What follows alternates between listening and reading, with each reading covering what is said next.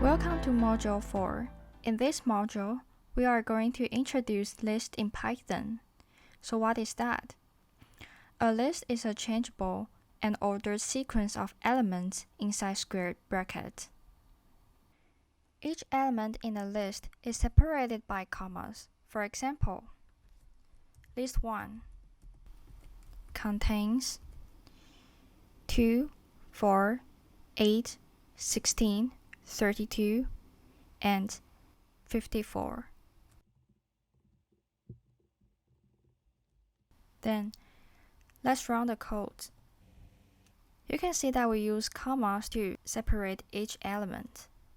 In addition, a list can contain elements of different variable types. For example, list 2 has the string of Edwin, 2/3, 6, and list 1.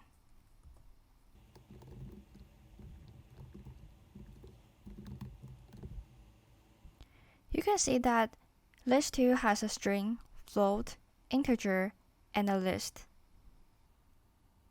Then, we are going to teach you how to slice a list. For example, when we type list 1, square bracket 5, and run the code.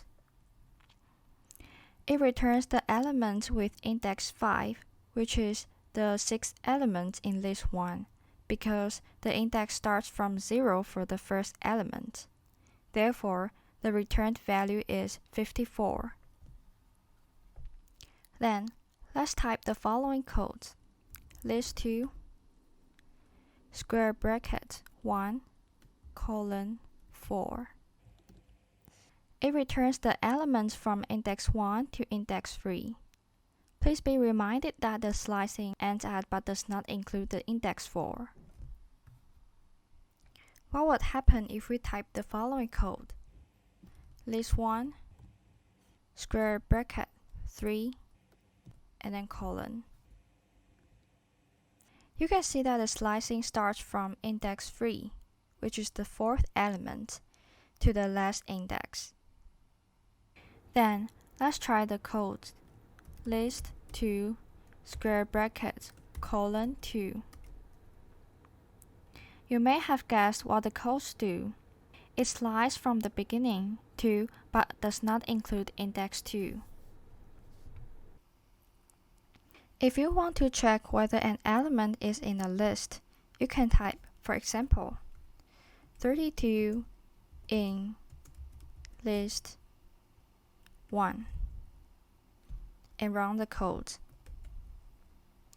It returns true as 32 is in list 1. What about typing 5 in list 1? It returns false as 5 is not in list 1. You may wonder how to get statistics of a list. Here are some tips. If you want to know how many elements there are in list 2, then you can type len list 2 and run the code. It returns 4 as there are 4 elements in list 2. Then, if you want to find the minimum in list 1, you can type min list 1. The answer is 2. If you want to amend a list, you can type list 3. List 1 plus square bracket 9 and the string of apple. And then display list 3. You can see that list 3 contains the elements in list 1 as well as 9 and the string of apple. Let's try the following code and display list 3. List 3, list 1 multiplies by 2.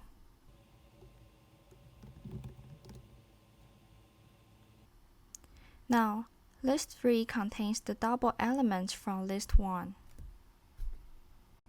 If you want to amend the elements in the existing list, you can try the following code as an example. List 1, square bracket 3. is 5. Let's display list 1. Now, the element with index 3 was converted to 5. Then, if you want to change multiple elements sequentially in list 1, let's try the following codes. List 1, square bracket 2, colon 5 is square bracket 5, 6, 7, 8, 9, 10. Let's run the code. You can see that the elements were changed starting from index 2 to but does not include index 5. You can also delete the elements in a list. For example, let's type the codes del list 1 square bracket 5 colon, then display list 1. The elements in list 1 were deleted from index 5 to the end, so there are only 5 elements remained in list 1. Next, let's talk about functions. We can apply different functions on list by adding them with dot notation. Please try the following code. The first is list 1 append 9. Then we also display list 1. The value of 9 is now added to list 1. Next, let's type list 1 extend list 1.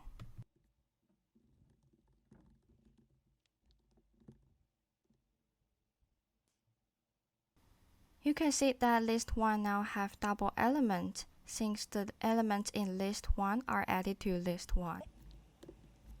If we type list 1 count 9, we can get the number of 9 in list 1. The answer is 2, because now we have 2 value of 9 in list 1. Then, if we type list 1 index 9, the program returns the first appearance of value 9 in list 1. The answer is 5 because the value of 9 first appeared in index 5.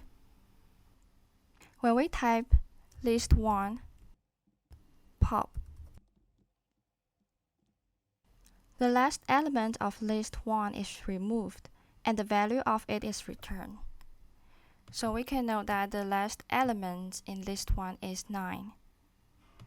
If you want to sort the elements in list 1 in ascending order, you can type list 1 sort,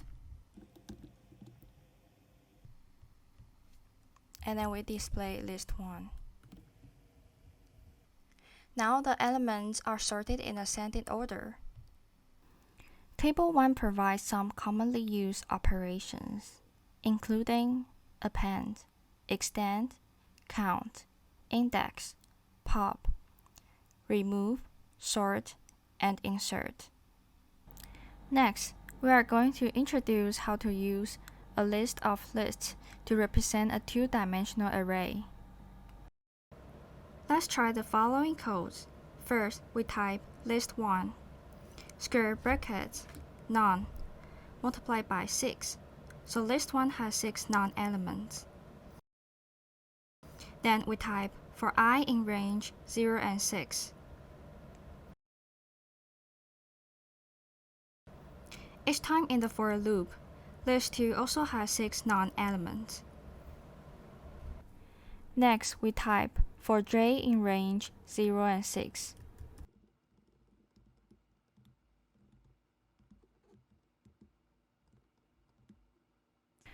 This line of code is to assign the value to the elements in each list 2, starting from 0, as I and j starts from 0. Then we type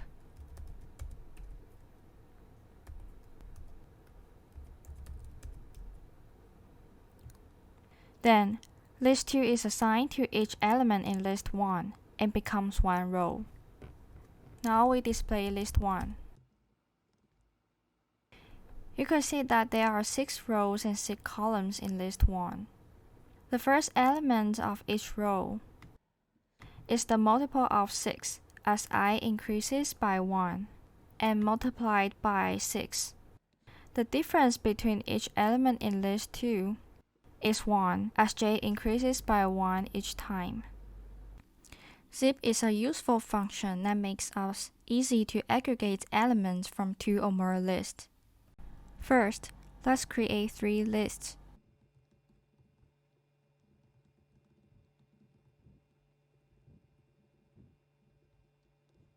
Then, we use zip to aggregate elements from 3 lists and store them in list 4.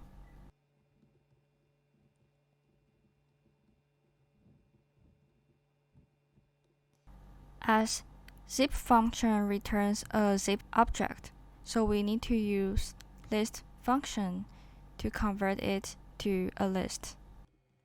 Then we display list 4. Now we aggregated the first 3 elements from 3 lists. Last but not least, the assignment operator creates a reference to an object, but not a copy of this object. Therefore, whenever we use the assignment operator on a list, we should ask ourselves whether we want to create a new list with a new value or change the values of the existing list. Let's try the following code and check whether list 1 is still the same. First, we create list 1. Then, list 2 is referred to list 1. And we change the elements with index 3 to the value of 12.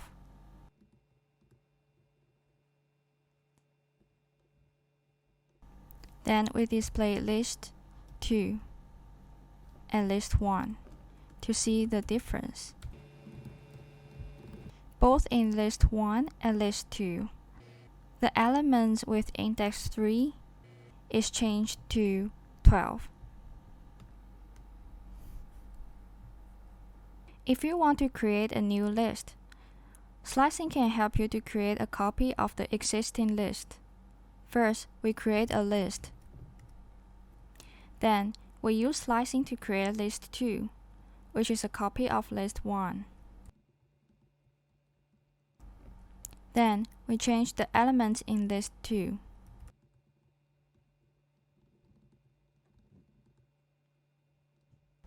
Now, only the elements in list 2 is changed.